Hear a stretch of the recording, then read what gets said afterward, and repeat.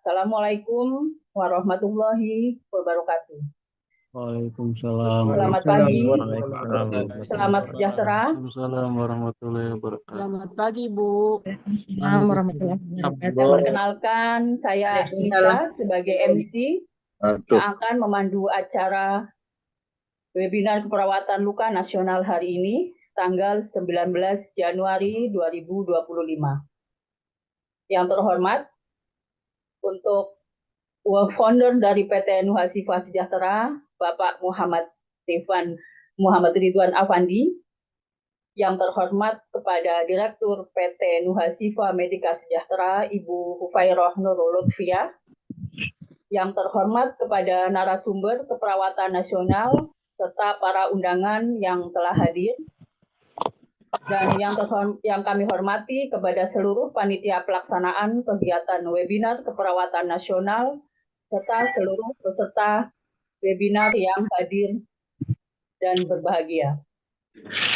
Alhamdulillah, puji syukur mari kita panjatkan kehadirat Allah Subhanahu wa Ta'ala atas limpahan rahmat, taufik serta hidayahnya kepada kita semua, sehingga kita bisa dapat berkumpul dalam kesempatan kali ini, serta sholawat salam kepada junjungan kita Nabi Muhammad Shallallahu Alaihi Wasallam dan keluarganya serta sahabatnya, sehingga kita bisa menjalankan acara ini dengan baik.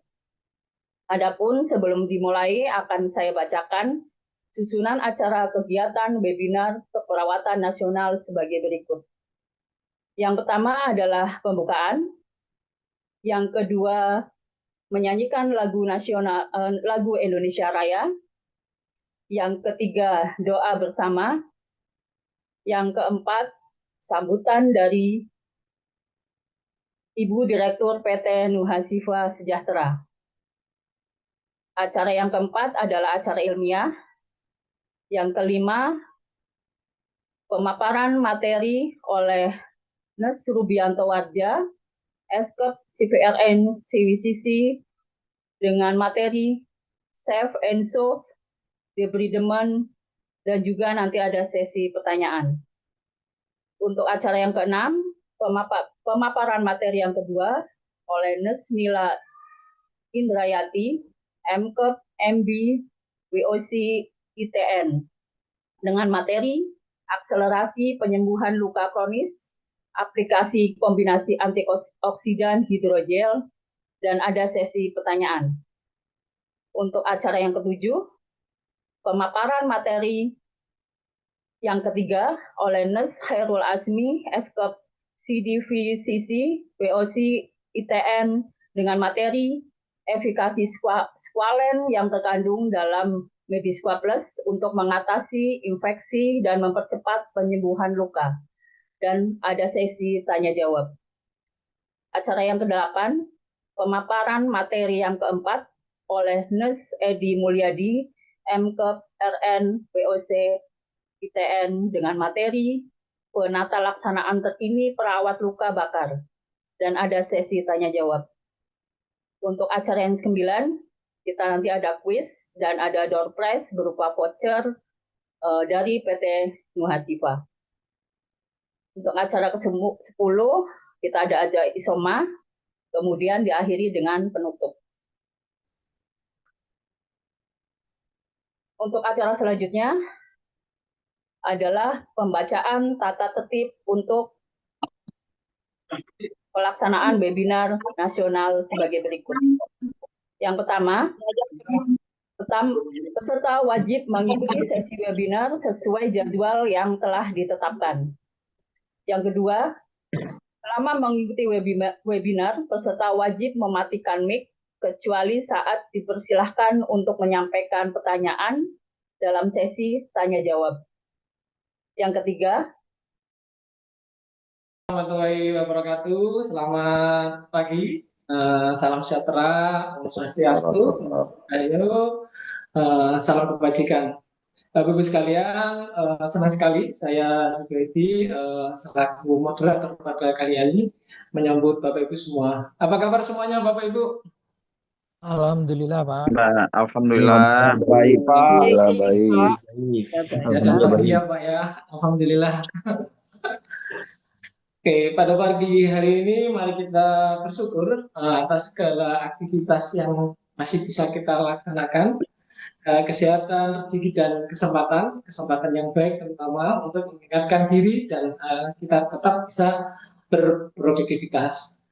Sebelum kita mulai acara webinar hari ini, mari kita beri tepuk tangan buat Bapak Ibu semua yang sudah hadir pada acara webinar kali ini. Kami ucapkan terima kasih kepada PT Nuva dan Bapak Ridwan atas partisipasi beliau dan kepedulian terhadap kemajuan kaitannya sama perawatan luka di Indonesia. Webinar kali ini materi yang dibahas ini tentang navigasi pemeliharaan dressing dengan berdasarkan bukti klinis. Kenapa ini penting? Karena ya ketepatan dalam pemilihan dressing akan membantu bagaimana ketika kita mau melakukan perawatan luka. Bagaimana sebetulnya cara pemilihan dressing, kemudian cara yang tepat memilih dressing nanti akan dikupas oleh para narasumber yang sudah hadir bersama kita pada pagi hari ini. Nanti ada 4 para narasumber yang akan hadir pada hari ini. Bapak Ibu jangan lupa jangan sampai kelewatan, nanti juga akan ada door prize diskon produk yang akan dipersembahkan oleh Nuva khusus untuk Bapak Ibu semuanya. Tanpa basa-basi mari kita sambut salah satu narasumber yang akan hadir pada pagi ini. Yang pertama yaitu Nes Rubianto, warga Eskop Mars. Beliaunya adalah salah satu dari D3 daripada Yespen Jakarta, kemudian lulusan S1 Danes Universitas Indonesia Jakarta. Beliaunya juga harus magister administrasi rumah sakit Universitas Rupati. Kemudian beliau juga seorang CEO klinis Pratama Bilkis Medika daerah Bekasi. Kemudian beliau juga seorang CEO Bekasi Health Education Center Bekasi. Kemudian beliau juga perawat rumah sakit di Harapan Jantung kita di Jakarta. Kemudian beliau adalah wakil gubernur INWCCA di Jawa Barat. Beliau juga seorang winner dari WOCARE Indonesia. Kita sambut Pak Rubianto. Apa kabar Pak Rubi? Halo, apa kabar Pak Rubi? Oke, baik Pak Nars Oke. Jubaidi. Alhamdulillah sehat. Alhamdulillah. Apa kabar Pak? Sehat ya? Sehat, Alhamdulillah. Oke, nanti kita akan diskusi bareng bersama beliau, sama Mas Rubianto, kurang lebih 45 menit, kemudian dilanjutkan 15 menit sesi tanya jawab. Yang materi yang akan beliau sampaikan yaitu berkaitan sama safe and safe, bagaimana kita dalam merawat luka. Jadi nggak hanya babat-babat, gunting-gunting, gitu ya Mas ya? Ya, kira-kira demikian. Oke, kita sambut beri tepuk yang luar biasa buat Mas Rubianto. Waktu kami persilakan, monggo Pak Robi. Baik, terima kasih banyak Mas Jubaidi. Beliau rekan saya, tapi ya memang luar biasa ya, tentara. Angkat jempol dan angkat topi buat tentara ini ya. Baik, terima kasih atas waktunya. Rekan-rekan sekalian, dokter, perawat, dan tenaga medis lainnya yang terkait dengan concern untuk perawatan luka. Pagi hari ini saya dapat topik terkait dengan debridement. Oke, terima kasih untuk waktunya. Saya share. Kelihatan belum? Kelihatan nggak? Apakah sudah tampak? Sudah, Pak. Sudah. Pak. Sudah, Mas. Oke, saya slideshow dahulu. Oke, baik. Inilah terkait dengan debridement. Nah, nama saya Rubianto Warja, bahwa pagi ini topik dengan debridement itu sebagai bentuk upaya untuk melakukan persiapan bagaimana luka harusnya menjadi targetnya sel granulasi tumbuh. Nah, kira-kira seperti inilah yang akan dilakukan hasil dari debridement. CV saya sudah dibacakan tadi, saya kira cukup. Oke, pagi hari ini terkait dengan guiding yang akan kita bahas, mulai dari introduction, wound bed preparation, kita menggunakan time basic original yang memang itu yang paling mudah untuk dikerjakan saya rasa. Kemudian pilihan debridement, ada case study dan penutup. Baik, rekan-rekan sekalian yang saya hormati terkait dengan debridement, bahwa debridement itu intinya adalah membuang sesuatu hal yang tidak diperlukan oleh tubuh demi menyiapkan di fase proliferasi atau di masa granulasi untuk tumbuh. Nah, di mana debridement yang dominan adalah kita membuang jaringan mati yang warnanya hitam, kuning, kemudian bioburden yang nanti akan kita bahas untuk menyiapkan luka untuk sembuh, di mana targetnya adalah luka menutup. Kemudian debridement merupakan fokus pada skill set. Artinya ini bentuk dari kemampuan klinikal kita. Sejauh mana kemampuan kita untuk membuang jaringan yang tidak perlu, termasuk tadi yang warna hitam nekrosis, lap warna kuning, ada sisa balutan, biofilm, dan penghalang atau penyembuh luka lainnya. Kemudian hal tadi dinamakan wound bed preparation sebagai metode untuk menciptakan granulasi sel yang sehat dalam tata laksana luka kronis. Nah, di sini juga nanti akan sejauh mana efektivitas dari perawatan luka menggunakan teknik debridement sehingga bisa Kak, membuang bahasa Inggris biofilm orang. sebagai penghalang yang pertama. Kemudian efektivitas dari debridement adalah menyiapkan secara kos tentunya perawatan luka yang lebih efektif karena kita membuang jaringan mati lebih cepat.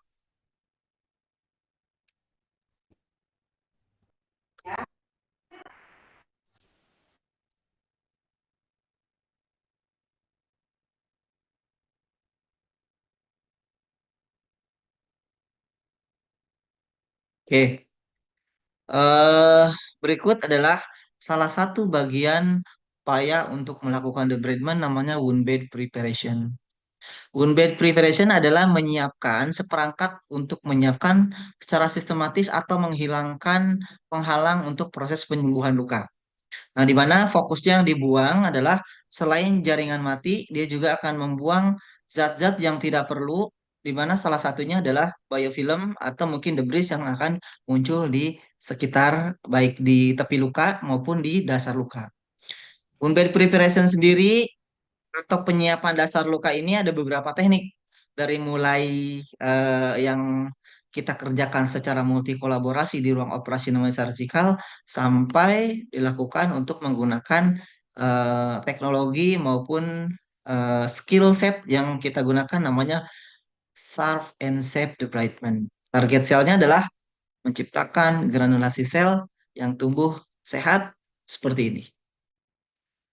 Oke, bagaimana sih eh, peran dari wound bed preparation, di mana tujuan dari wound bed preparation ini adalah apa namanya mempromot atau menciptakan suatu bentuk menyiapkan fasilitas sebagai alternatif untuk luka sembuh sesuai dengan fase dan kondisi yang memang kita harapkan.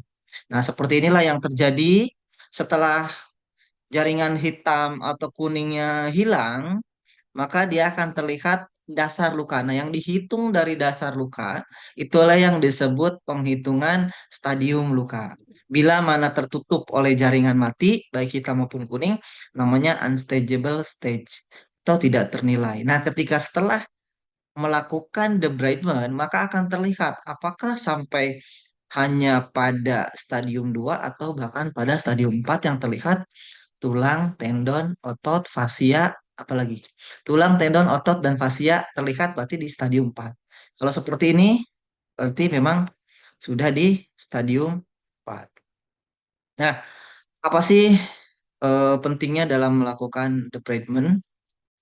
Di mana hal positif, dampak positif dari debridement adalah bagaimana kita melaksanakan tata laksana pada sebagian besar luka kronis. Kemudian kita dapat membantu bagaimana komponen dari luka kronis ini sebagai bentuk standar atau mungkin guiding ya untuk menciptakan bahwa luka akan sembuh secara cepat dan menciptakan cost efektif bagaimana proses ini akan memperpendek untuk masa perawatan luka.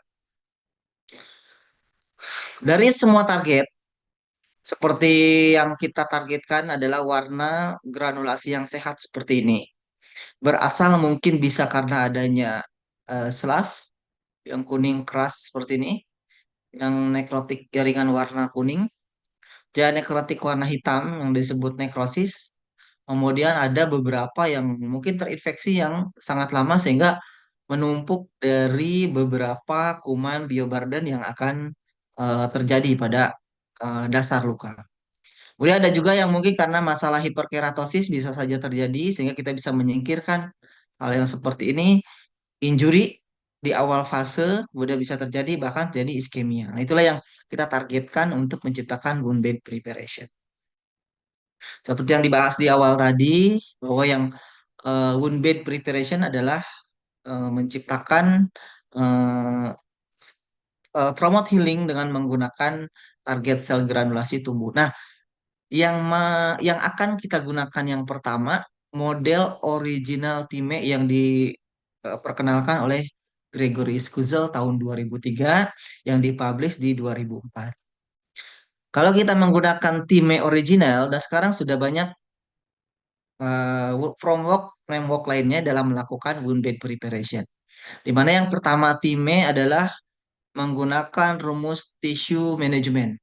Artinya bagaimana kita menciptakan jaringan yang berwarna eh, kuning, warna hitam. Kemudian kita lakukan dengan metode-metode debridement untuk memperoleh atau menciptakan hasil sel granulasi yang tumbuh secara sehat yang berwarna merah dan neoangiogenesis tentunya akan terbentuk. Kemudian setelah T, kemudian ada huruf I, infection or inflammation. Infection or inflammation adalah dua sisi yang tidak sama. Ketika di fase awal ketika terkena injury atau karena masalah perlukaan, diawali dengan fase inflamasi. Di mana fase inflamasi ini adalah target waktu 1 sampai 3 hari, bahkan 1 sampai 5 hari itu proses normal. Bila mana terjadi inflamasi, tubuh ditandai dengan tumor, rubor, kalor, dolor, atau hal yang tadi muncul, panas, bengkak, nyeri, kemudian terjadi peningkatan leukosit pada di awal, itu merupakan fase yang normal di masa 5 hari. Bila mana melebihi masa 5 hari, ada kemungkinan akan menjadi infeksi. Kenapa infeksi bisa terjadi? Karena proses prolong dari fase inflamasi. Sehingga di fase inflamasi sendiri harus bisa kita rilis supaya nanti tidak berlanjut menjadi fase infeksi lanjutan. Fokusnya adalah menurunkan angka inflamasi dan kemudian ketika terinfeksi karena luka kronis menurunkan biofilm atau bioburden yang sebagai penyebab dari koloni di atas sel granulasi yang tumbuh secara tidak sehat.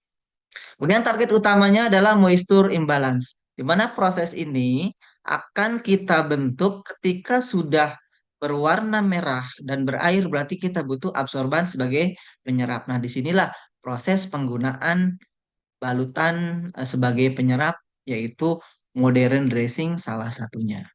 Bila mana terjadi eh, warna yang hitam atau kuning, kita butuh rehidrasi. Bila terjadi sudah berwarna kemerahan atau banyak cairan, kita butuh absorban. Nah, disinilah peran dari bagaimana kita menciptakan lingkungan yang lembab pada luka, sehingga cairan yang tadinya banyak bisa kita absorb supaya lingkungan moistnya tetap terjaga. Kemudian age of wound, yang terakhir dari timnya adalah age of wound atau menyiapkan tepi luka, bagaimana dia akan tumbuh bermigrasi atau merubah dari sel granulasi ke epitelisasi. Mana epitelisasi cirinya adalah selnya berwarna merah muda.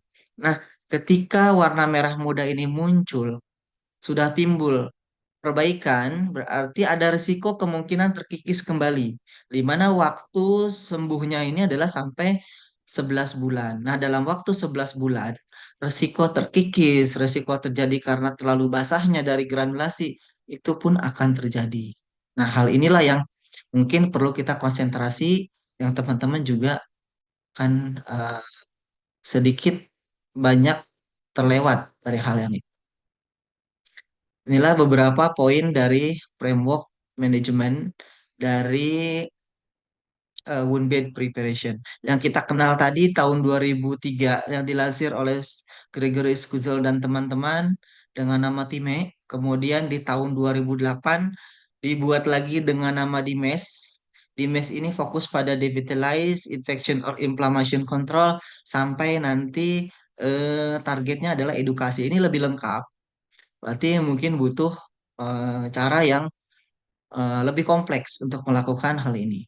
Di 2015 ada yang namanya Triangle of Wound, fokus pada dasar luka, kemudian sisi luka dan kulit sekitar luka. Ini juga fokus pada klinis. Wah, connecting.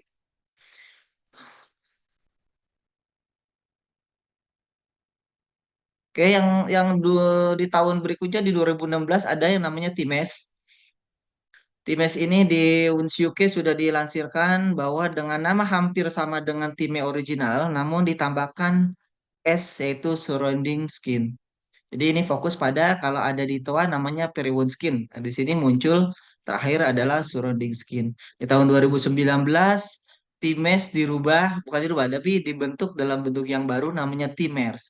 Fokus pada tissue management, infection control, moisture imbalance, dan age repair, dan yang terakhir S-nya adalah social factor. Ini juga hampir sama kompleks dengan DIMES. Jadi fokus tidak hanya pada klinikal tapi social factor yang akan dinilai. Yang di 2019 adalah ditambahkan dengan TIME namun secara komprehensif ditambahkan dengan clinical decision support and tools. Ini udah kepada teknologi yang dimunculkan.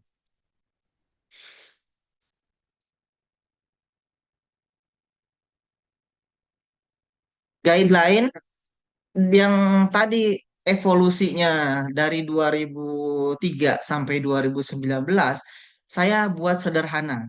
Semoga ini akan lebih membantu teman-teman sekalian yang kami kerjakan di klinik untuk menggunakan time, dibuat lebih sederhana. Semoga ini bisa membantu dalam prosesnya. Di dalam tisu manajemen yang kita lihat fokus tadi pada jaringan mati atau penghalang untuk granulasi tumbuh. Apakah itu berwarna hitam nekrosis maupun berwarna kuning dan disertai dengan diselimuti oleh biofilm yang sangat tebal. Apa yang dilakukan? Yaitu melakukan teknik debridement. Teknik debridement yang dilakukan ada dua jenis, selektif dan non-selektif. Mungkin ini yang akan kita bahas ke depan. Tapi untuk infection, apakah terdengar suara saya? Mas? Jelas, Pak. Jelas ya? Oke. Benar, Pak. Baik. Jelas, Pak. Kemudian dari T kita beralih ke infection or inflammation. Nah, tanda inflamasi, injury yang ada kita seperti ini, dia akan meradang. Mungkin bisa sampai 2 cm, bahkan sampai 7 cm. Yang saya temukan terpanjang bisa mencapai 12 cm ketika inflamasi terjadi. Biasanya base-base inflamasi ini akan cepat ketika uncontrolled glucose. Makanya ketika pasien dengan masalah riwayat glukosa atau diabetes mellitus, ketika terjadi inflamasi pasti respon tubuhnya akan menaikkan glukosa atau menaikkan gula darah. Dan ketika gula darahnya sangat tinggi, dia akan menghambat proses inflamasi untuk sembuh. Jadi memang circle-nya itu yang harus kita putus di fase inflamasi. Itu akan berkelanjutan dan berkesinambungan. Makanya butuh selain butuh multi kolaborasi untuk memperbaiki glukosa yang uncontrol tadi, kita bisa melakukan topical treatment dengan menggunakan beberapa teknik meriliskan inflamasi. Nah, ketika inflamasi ini menjadi berlanjut lebih dari fase waktu 5 hari, maka akan berangsur menjadi infeksi. Nah, ketika rumus infection or inflammation tidak bisa dipisahkan, namun fokus mana yang mau kita kerjakan. Kalau sudah terjadi infeksi, dari tanda inflamasi tadi muncul tumor, rubor, kalor, dan dolor, disertai cairan berwarna eksudat. Sorry, eksudat berwarna purulensi. Seperti ini yang kita sebut namanya pus. Nah, jadi kita merubah paradigma yang tadi namanya nanah, kita akan rubah menjadi bahasanya eksudat purulen. Nah, ketika sudah terjadi eksudat purulensi, biasanya granulasi juga akan mudah pecah. Nah, itulah tanda-tanda yang akan terjadi proses prolong dari inflamasi menjadi infeksi. Nah, ini butuh antimikrobial topikal dan anti-inflammatory dressing. Fokus di moisture imbalance sebagai bentuk target kita granulasi sel tumbuh dengan sehat hanya membutuhkan absorban. Nah, ketika sudah merah tanpa masalah biofilm, tanpa masalah infeksi lainnya, kita hanya butuh dressing sebagai kondisi moisture imbalance. Nah, target yang sembuhnya luka adalah sel epitelisasi seperti ini.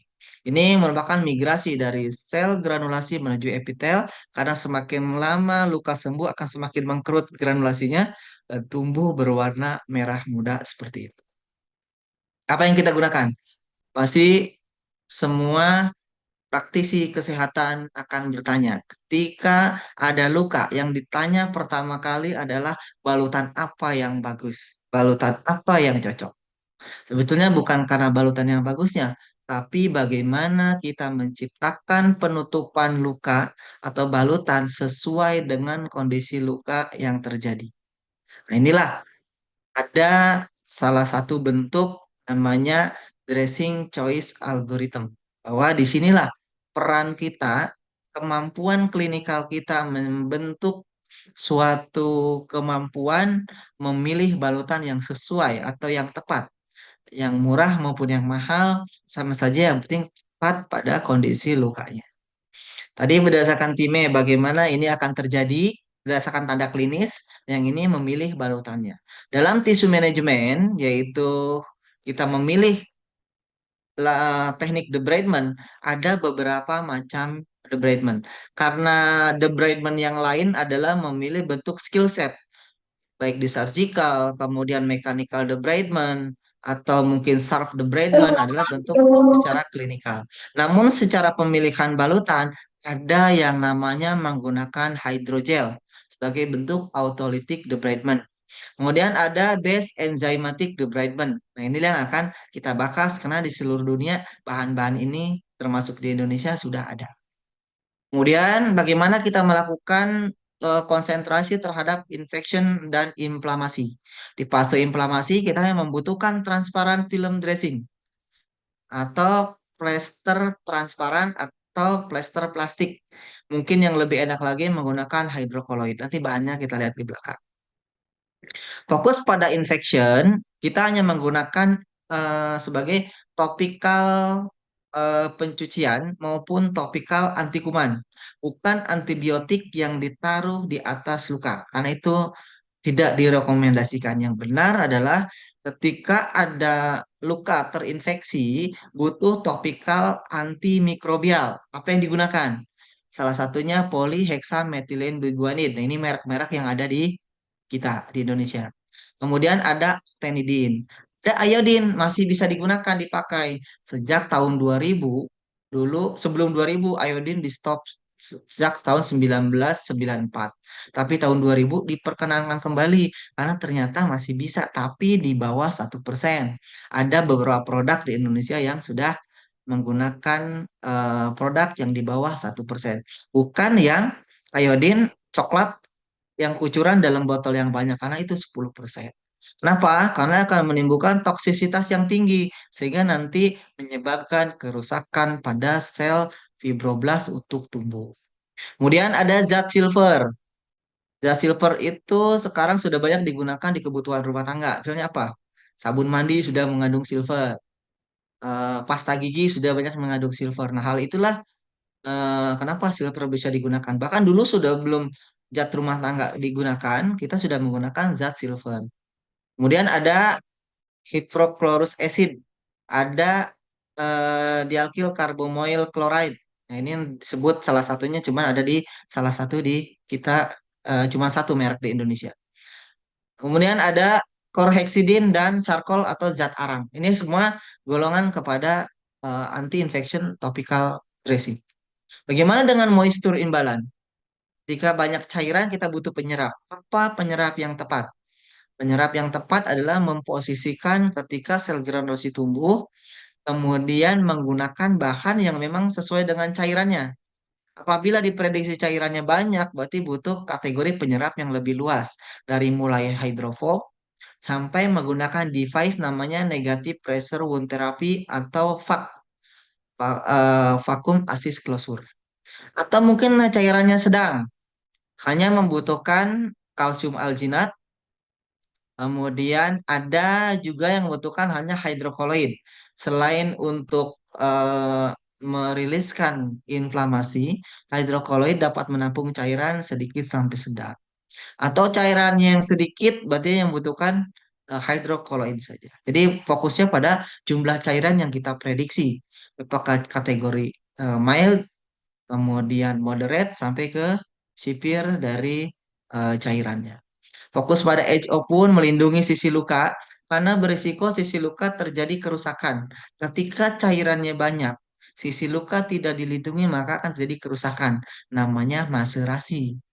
Atau ketika sudah terjadi kerusakan tidak hanya maserasi tapi lengketnya plester mengakibatkan luka kembali atau lecet pada sel epitel sehingga akan bah prolong inflamasi berulang ketika nanti terjadi kerusakan. Nah, ini tadi adalah bagaimana kita memilih balutan yang tepat dan sesuai. Kemudian kita juga akan melakukan prosesnya.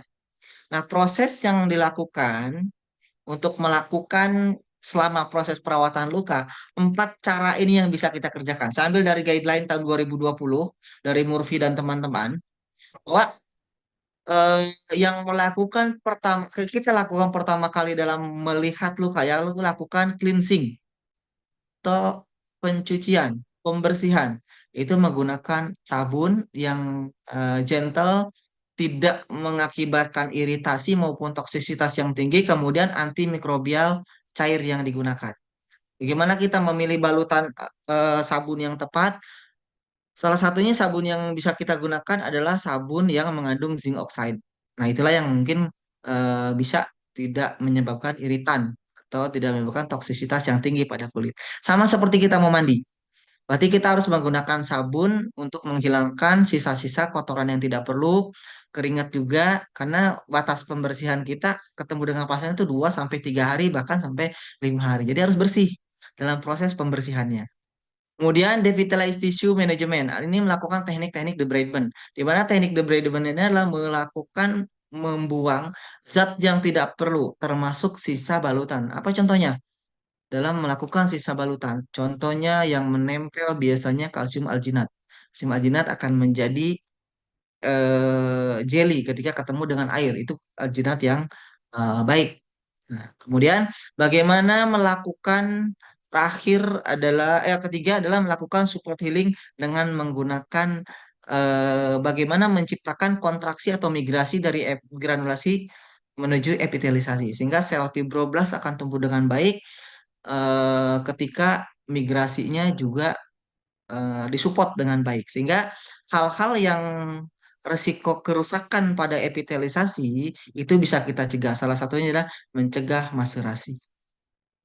Fokus yang terpenting selain dari cleansing adalah bagaimana memilih balutan yang tepat untuk 3 hari ke depan. Nah, ini yang kita ciptakan adalah moisture imbalan sehingga kita menciptakan kondisi lingkungan yang lembab itu seperti apa. Ini adalah salah satu bentuk cleansing yang kita kerjakan menggunakan sabun yang di klinis mungkin kita bisa kerjakan. Jadi fokus membuangnya, kita lakukan dulu membuang sisi periwoundnya, and periwound skin. Sini ya. Setelah itu baru kita ke wound bed atau dasar lukanya. Target pencucian yang benar, kasak yang berwarna putih tadi harus kembali putih. Artinya proses pembersihan kita sudah maksimal dalam proses pencucian. Nah, inilah yang dikerjakan bagaimana kita melakukan cleansing yang tepat dalam proses pencucian luka. Oke, ini contoh-contoh tadi secara visual ya, bagaimana kita melakukan proses pembersihan. Ini salah satu bentuk dari eh, apa ketika pasien datang dengan kondisi seperti ini pertama kali, luka yang sangat kotor sekali. Ini dasar lukanya tidak terlihat dan sisinya sudah entah tempelan apa yang ada di sini yang dilakukan sama pasien, apapun dia kerjakan. Tapi ketika datang ke kita seperti ini ya wajib kita melakukan cleansing. Jadi cleansing yang pertama adalah melakukan implementasi sebagai bentuk wound hygiene. Bagaimana membersihkan luka dengan baik. Cleansing juga akan melakukan membuang zat-zat kontaminan yang tujuannya adalah membuang dari biofilm yang sangat kuat dari proliferasinya. Kemudian cleansing juga sebagai tahap awal untuk melakukan proses dalam perawatan luka dan membuang biofilm sebagai gold standar untuk dilakukan perawatan luka. Dari yang seperti ini, kita lakukan cleansing di hari yang sama, ternyata bisa dihilangkan zat yang tidak perlu atau devitalized tissue ini mau kita buang. Ternyata setelah kita bersihkan dengan cara yang benar, maka terlihat dasar lukanya menjadi merah. Setelah dicuci tidak cukup ternyata menggunakan sabun saja. Jadi kita bisa menggunakan zat antimikrobial topikal. Nah, zat inilah yang membantu dalam proses memecah proliferasi dari biofilm. Yang kapsul yang sangat kuat berhari-hari bahkan berbulan-bulan sehingga kita bisa pecahkan dan pada akhirnya jauh lebih baik. Nah, kita bisa lihat nih dasar lukanya. Kalau sudah terlihat dasar lukanya walaupun terlihat tendonnya, berarti ini stadium 4. Kemungkinan hal ini bisa kita kerjakan di klinis.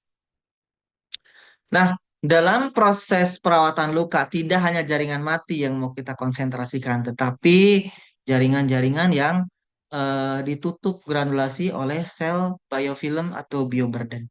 Ambil dari IWI, International Wound Institute Infection tahun 2002, terutama 2017, udah dirubah ke tahun 2022, yang didapat adalah cairan cleansing seperti ini. Jadi dalam melakukan proses perawatan luka kronis, karena sebagian besar kita dapat pasien itu luka kronis. Mungkin sekitar 90% lah datang ke klinik itu dengan luka kronis. Bisa menggunakan water steril atau cairan fisiologis seperti uh, NaCl 0,9% bisa digunakan. Bahkan di luar kalau dirasa cair apa namanya air air kerannya itu cukup hygiene boleh digunakan. Jadi bisa menggunakan tap water. Atau kalau ragu bisa menggunakan air mineral. Nah, itu mungkin yang akan kita gunakan.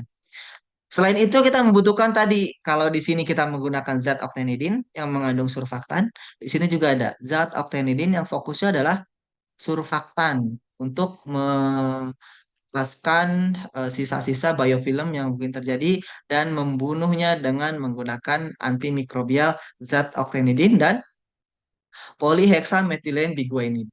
Nah, di mana dia akan rilis nanti setelah waktu yang ditemukan. Kenapa kita membutuhkan ini? Karena setelah dalam waktu proses cleansing, kemudian ditutup balutan, 3 jam ternyata akan timbul kembali biofilm.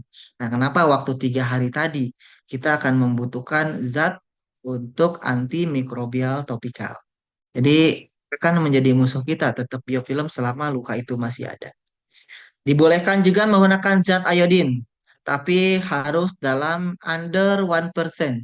Jadi di bawah 1% yang diperbolehkan, tidak boleh menggunakan yang coklat, yang kucuran 10% tadi. Untuk preparasi tindakan pembedahan boleh, tapi langsung disuap kurang dari 60 detik.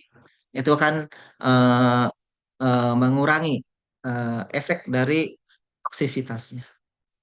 Oke, ini salah satu, bukan salah satu. Banyak contoh cairan yang digunakan di negara kita. Nah, ini ya bentuk-bentuknya harusnya seperti ini ya, non alkohol and non toxic. Kemudian zat yang fokus pada antimikrobial, PHMB, Afenidin, kemudian silver. Nah, ini yang ada di. Selanjutnya fokus pada debridement. Tadi cleansing dalam proses perawatan luka. Kemudian dilanjutkan nomor 2. Nah, fokus pada save and soft debridement adalah fokus di proses skill soft-nya.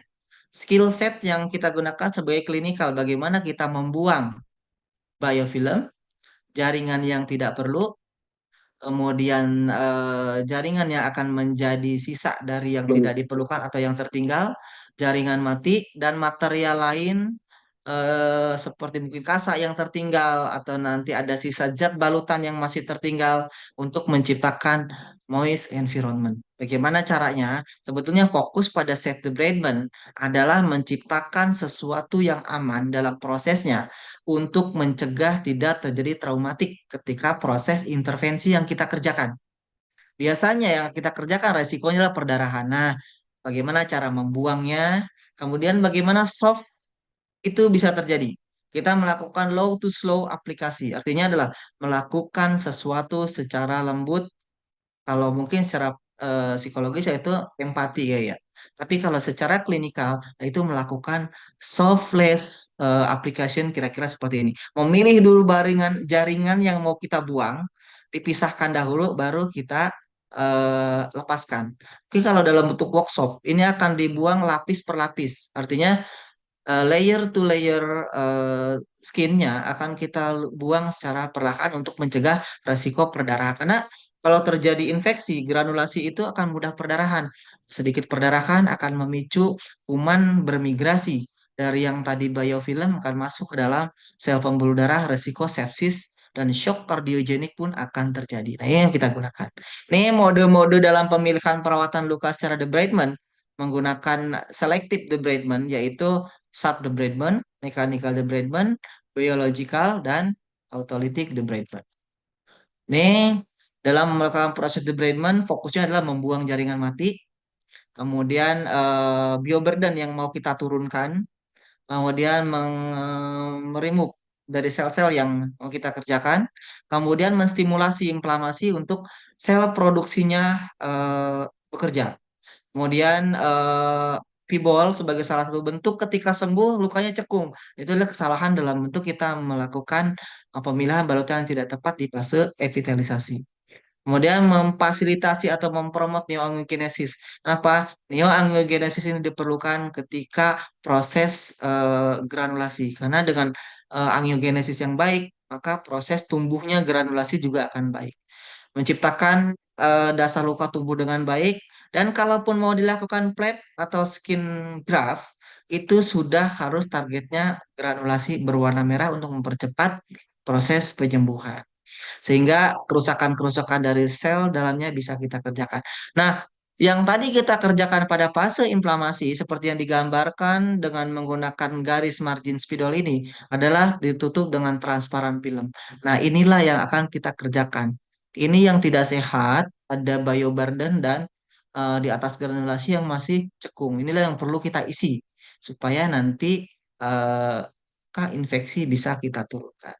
Nah, ini contoh dari yang kita kerjakan untuk mengambil selaf yang di dalam yang sangat kuat ternyata bisa kita buang dengan metode oke. Terambil. Inilah yang mechanical debridement yang kita kerjakan proses-proses itu. Oke. Ini luka yang cekung di dalam inflamasi di sisi lukanya seperti ini. Lalu kita singkirkan jaringan mati yang didapatlah apa namanya? Jaringan yang tidak sehat tadi seperti ini yang kita ambil dari sel. Ini apa namanya?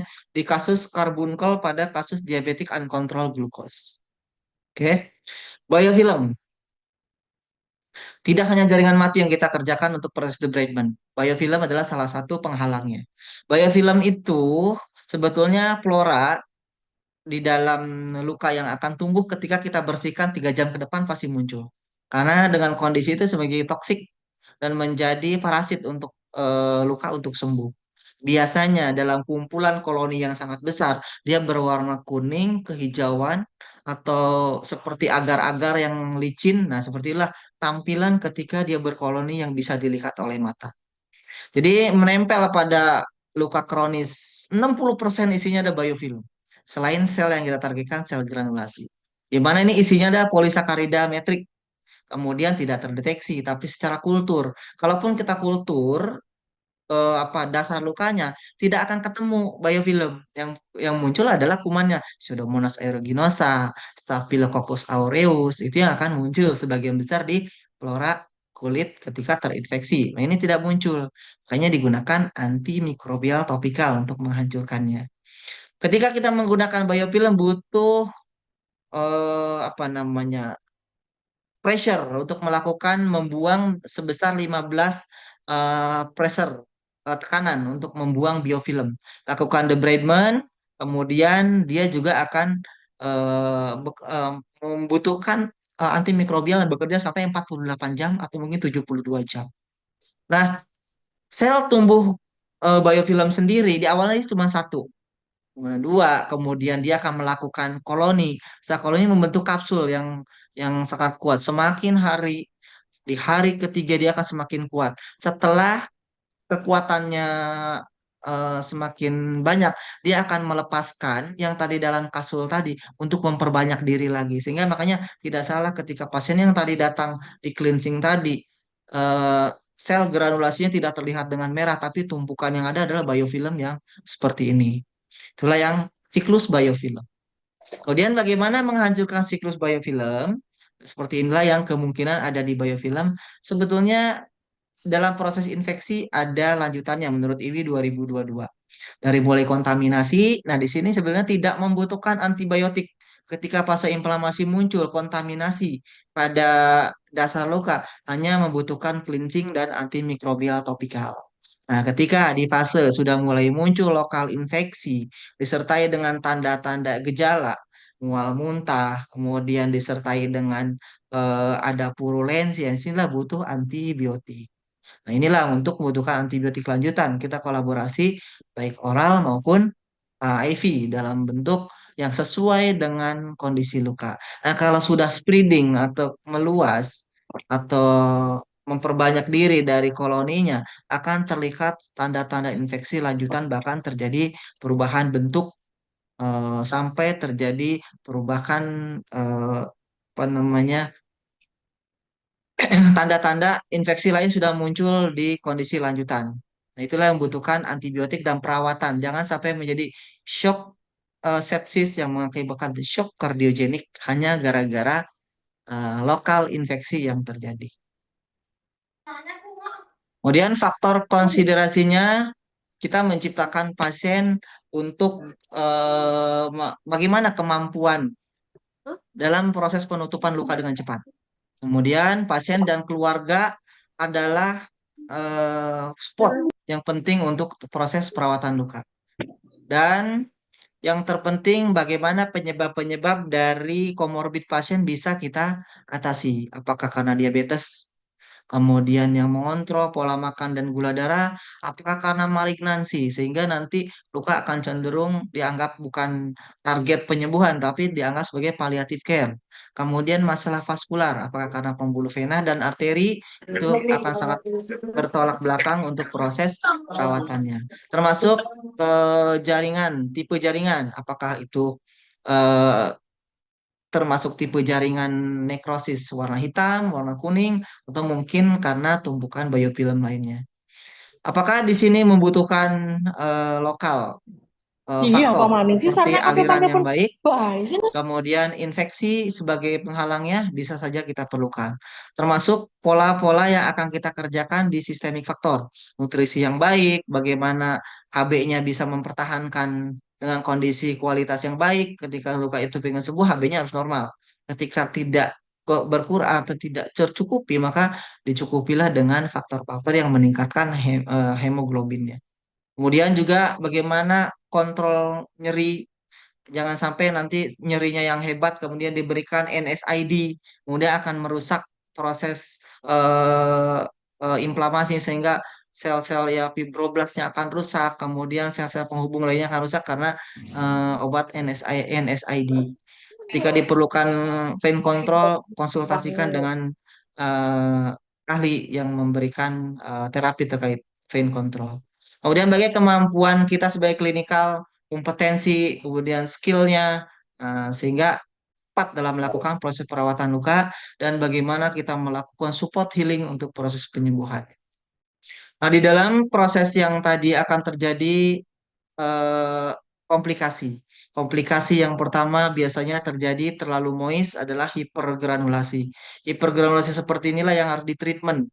Jadi ketika hipergranulasi terjadi ketika dipaksa untuk sembuh maka akan terjadi keloid ketika sembuh. Nah, dalam proses perawatan luka ketika fase granulasi mencapai hipergranulasi ada tata laksana atau manajemen yang bisa kita kerjakan. Gimana? Lakukan kompresi dengan menggunakan foam yang sangat kuat. Kemudian dressing yang kita gunakan itu yang moisturnya eh, serapannya cukup baik sehingga tidak mengakibatkan banyak tumpukan cairan. Kemudian butuh antimikrobial. Tentunya antimikrobial yang kita pilih yang non toksik. Apakah karena silver atau kita butuhkan untuk kadexomer yang iodin di bawah 1% atau mungkin charcoal bisa digunakan. Kemudian mechanical debridement-nya adalah menggunakan low frequency atau semacam laser untuk dilakukan debridement. Tapi yang paling mudah kita gunakan bentuk chemical cauterization namanya silver nitrat dan kita udah gunakan. Kalau skill setnya kuat, si klinisi yang melakukan perawatan luka boleh menggunakan self debridement, tapi berisiko perdarahan. Tapi kalau dia udah kompeten akan mengerti bagaimana melakukan self debridement. Nah, subdebridement sendiri adalah bagaimana kita melakukan eh, apa namanya proses membuang jaringan jaringan yang tidak diperlukan termasuk tadi yang hipergranulasi, termasuk biofilm menggunakan gunting, needle, kemudian apa namanya pisau bedah untuk membuang jaringan mati dan yang tidak diperlukan untuk proses wound bed preparation di fase granulasi. Kemudian bagaimana siapa saja yang boleh melakukan? Tentunya perawat ya, karena memang difokuskan perawatan luka adalah fokus pada perawat yang kompetennya mempunyai kompetensi untuk melakukan perawatan luka. Dokter umum boleh, podiatris juga bisa melakukan, dokter bedah tentunya juga bisa melakukan dalam melakukan subdebridement. Kemudian subdebridement ini tujuannya adalah merusak, tapi hati-hati dalam bentuk risiko perdarahan dan merusak tendon serta syaraf. Dan kontraindikasi ketika INR-nya melebihi 2,5 mohon diperhatikan. Dan iskemik, ketika masalah arterial ulcer jangan dilakukan subdebridement secara agresif. Kita tahu dulu penyebabnya kalau iskemik akan merangsang prolong inflamasi. Maka resiko nekrosis akan jauh lebih cepat. Baik, ini adalah salah satu bentuk cara bagaimana kita melakukan debridement. Lapis demi lapis ketika luka kering atau nekrosis di bawahnya terinfeksi. Prosesnya seperti ini yang kita kerjakan.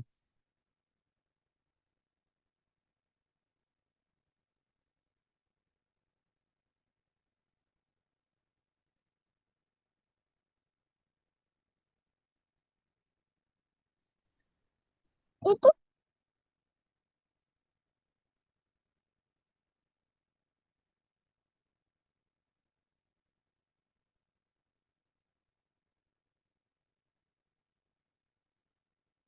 Oke, lapis demi lapis kita akan singkirkan seperti ini. Tidak sulit sebetulnya. Kita buang alah tidak sampai menembus ke bawah, tapi kita buang perlahan, tahap demi tahap. Oke, sorry. Kita lakukan ini biofilm.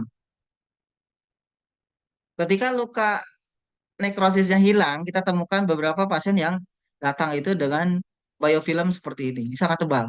Bila mana ini cuma dilakukan pencucian eh, tidak menggunakan mechanical debridement, maka akan seperti ini. Nah, ini adalah luka yang diawali seperti ini. Ketika sembuh, epitelisasinya bagus, akan sembuhlah seperti ini dari yang eh, nekrosis kita kerjakan seperti ini. Biofilm akan terus muncul dan tumbuh ketika eh, dalam selama luka itu masih ada.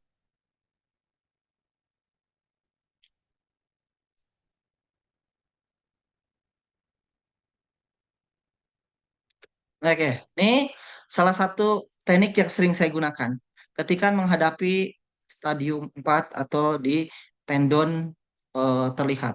Biasanya tendon apa di balik tendonnya akan muncul biofilm yang sangat tebal. dalam kapsul biofilm, dalam kapsul tendon itu akan terjadi tumpukan biofilm yang sangat sulit. Kita lakukan namanya split teknik tendon. Ini berikut yang lebih jelas. Jadi kita pangkas tendonnya, kita buka. Kita buka, kita lakukan proses pembukaan lapis kapsul tendonnya. Kalau kita potong ya rusak. Nanti tidak ada pengangkat untuk pergerakannya. Tapi kita buka kapsulnya, hanya mengambil biofilm yang di dalamnya. Tekniknya seperti ini. Ini sudah kita gunakan untuk case study di luar, waktu itu dibawa di Singapura. Nah, kemudian kita lakukan dengan menggunakan moist environment, menggunakan mechanical debridement. Mechanical debridement yang kita gunakan adalah bahan yang berbasis eh, moist yang memang sangat kuat. Kalau kita gunakan langsung penutupan dengan film, dengan menggunakan foam atau algir, dia akan menjadi kering tendonnya. Ketika tendonnya kering, tidak akan tumbuh di balik tendon, maka akan terlihat ketika lukanya sembuh, tendonnya akan tertutup. Tidak akan tertutup. Oke, setelah melakukan teknik debridement tadi, kita melakukan penutupan luka. Ternyata penutupan luka itu sebetulnya kenapa kita menggunakan teknik moist wound dressing. Ternyata dalam proses moist wound dressing atau penutupan luka, sekarang cuman luka modern, tapi tidak modern lagi. Sekarang base-nya adalah teknologi. Nah, teknologi ini ternyata menggunakan konsep moist wound healing. Yang pertama bisa meriliskan angka infeksi. Sehingga karena luka tertutup dengan baik, kuman tidak masuk dari luar kontaminasi, sehingga menurunkan angka infeksi dan menurunkan penggantian eh, saving saving waktu untuk melakukan proses pergantian dressing, dan tentunya akan menurunkan cost secara finansial. Inilah bentuk-bentuk manajemen membuang jaringan mati, fokus pada jaringan matinya, menciptakan dasar luka, meriliskan nyeri, dan cost efektif yang diambil dari beberapa jurnal tadi. Seperti inilah yang datang ke kita dengan tumpukan nekrosis ditambah dengan debris yang terjadi menggunakan salep dan lainnya, hanya ditumpuk akhirnya seperti ini ketebalannya. Ini adalah teknik-teknik Satu, debridement. 1 menit terakhir ya, Mas. Baik, ini eh, metode autolytic debridement bisa menggunakan hidrogel. Hidrogel ada beberapa bentuk. Bentuk solid ketika digunakan untuk yang memang non gravitasi, ada amorphous gel yang menggunakan untuk posisi eh, gravitasi atau tidak. Ini solid ini akan lebih tebal kondisinya. Tujuannya yaitu mensupport autolisis. Seperti ini bentuknya, fokus pada jaringan kuning dan hitam. Ini supportnya menggunakan hydrocolloid. Ketika kita butuh autolytic debridement, kita supportkan dengan menggunakan hydrocolloid, di mana bahannya adalah gelatin, tapi ada yang berbahan sekarang halal ya, sudah bisa diciptakan. Ini enzymatic debridement, fokusnya pada menggunakan eh, honey yang lebih dominan, dan produk-produk honey sudah ada. Nuva juga sudah membuat produk honey khusus untuk di fase enzymatic debridement bisa digunakan. Tapi sebagai bentuk herbal bisa menggunakan pepaya dan monggo nanas. Ini untuk teknologi, yaitu menggunakan biological debridement. Nah, ini yang disebut silver nitrat untuk manajemen luka hipergranulasi maupun luka pembuluh vena yang terjadi perdarahan karena sulit di dep atau ditekan. Nah, ini salah satu bentuk dari menggunakan membuang biofilm. Itu ketika surfaktan ditempelkan di atas luka ini, maka dia akan mudah untuk dilakukan pelepasan menggunakan mechanical debridement. Ini untuk surgery, saya kira tidak dibahas. Nah, ini untuk menggunakan bahan mekanikal, yaitu kasa. Sebetulnya kasa yang kita gunakan ditempel di luka, sebenarnya metode debridement mekanikal, tapi salah konsepnya. Harusnya yang digunakan adalah ketika luka eh, kasa yang sudah ada enzimatic debridement-nya ditempelkan selama 4 atau 6 jam luka nekrosis, kemudian setelah menempel 6 jam ditarik sekaligus, maka nekrosisnya akan ikut terangkat, tapi berisiko perdarahan. Ini sudah nggak digunakan. No recommended untuk sekarang. Nah, ini cara untuk membuang biofilm menggunakan mechanical debridement, hanya dengan menarik kasa dan pinset yang kita gunakan. Ini untuk pad sebagai teknologi bisa ada merek Debrisop dan ini dari ACT atau BSN. Ya, contohnya adalah bisa ketika ditempelkan pada luka digosok, kemudian biofilmnya akan terangkat. Nah, ini sebenarnya bebas nyeri. Untuk Citosan sendiri, saya kira si Nuva akan melampirkan sendiri bahwa sebagai autolitik ini saya bisa gunakan dengan cepat. Nah, untuk hyaluronic acid, Nuva juga membuat namanya khas hyaluronic acid ditambahkan dengan anti kuman sebagai bentuk manajemen infeksi. Ini 1 menit lagi, Pak. Contoh-contoh debridement di klinik yang kami kerjakan dengan berbagai model gunting dan scalpel serta device. Ini adalah bentuk untuk mechanical debridement hydropressure. Oke, sebagai case tadi, kira-kira ditemukan luka awal seperti ini karena proses inflamasi prolong sehingga terjadi nekrosis. Kita gunakan autolitik menggunakan base apa tadi citosan, maka akan terjadi dalam waktu 2 minggu terjadi perubahan warna menjadi granulasi, dilanjutkan dengan antimikrobial topikal, hyaluronic acid dan akhirnya luka sembuh sempurna, tidak ada komplikasi. Ini juga sama, biofilm bisa terangkat menggunakan Nuva Cis atau Citosan base, kemudian luka sembuh epitelisasi di waktu 15 hari. Ini contoh karbunkel pada skrotal, ternyata setelah di pasca pembedahan yang dibiarkan seperti ini tutup kasa, banyak biofilm yang sangat tebal, kita gunakan Citosan. Kemudian kita support oksigen hyperbarik mini, kemudian terjadi perubahan bentuk dari yang seperti ini, yang ini. Saya kembalikan kembali ke dokter bedahnya untuk dilakukan primary healing. Kemudian saya kira sudah sembuh. Ini kasus karbunkel selanjutnya yang terjadi fase inflamasi sembuh dalam waktu 21 hari ini murni kami yang kerjakan di klinik. Dan datang pasien sendiri sudah sangat banyak sampai satu nerbeken ini penuh dengan kondisi yang seperti ini. Nekrosisnya kita buang. Nah, kita buang, maka eksudatnya akan keluar. Setelah dibuka, ternyata banyak biofilm. Kemudian kita gunakan base citosan yang dari Nuva. Kemudian terjadi perubahan bentuk, inflamasinya turun, infeksinya sudah dikeluarkan eksudatnya, maka akan terjadi perubahan bentuk dan sembuh dalam 21 hari. Sebetulnya dalam proses perawatan luka itu hanya membutuhkan skill set dan bagaimana kita memilih balutan yang tepat. Ini untuk proses mengeluarkan apa namanya eksudat dari yang sudah ada di klinikal. Nah, ini dikeluarkan. Oke, seperti ini. Hasilnya adalah ini dia. Hasilnya seperti ini. Oke, jadi sebagai bentuk kesimpulan yang pagi hari ini diberikan kesempatan saya, diberikan kesempatan kepada saya bahwa wound bed preparation merupakan menyiapkan dasar luka sebagai bentuk menyiapkan untuk proses luka penyembuhan di fase granulasi. Dan bagaimana menciptakan kondisi lingkungan moist pada luka adalah bagaimana kita melakukan pemilihan balutan yang tepat dan cara yang tepat.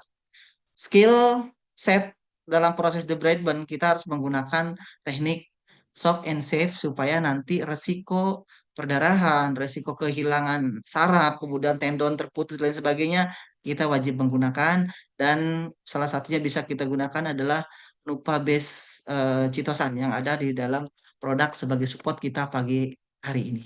Dari saya cukup, terima kasih banyak bahwa soft and safe debridement sangat berguna untuk kasus chronic wound healing. Berikut referensi yang mungkin teman-teman bisa baca. Saya kira itu saja dari saya. Terima kasih banyak untuk rekan-rekan sekalian. Saya kembalikan ke Nurse Jubaidi. Silakan. Oke, terima kasih.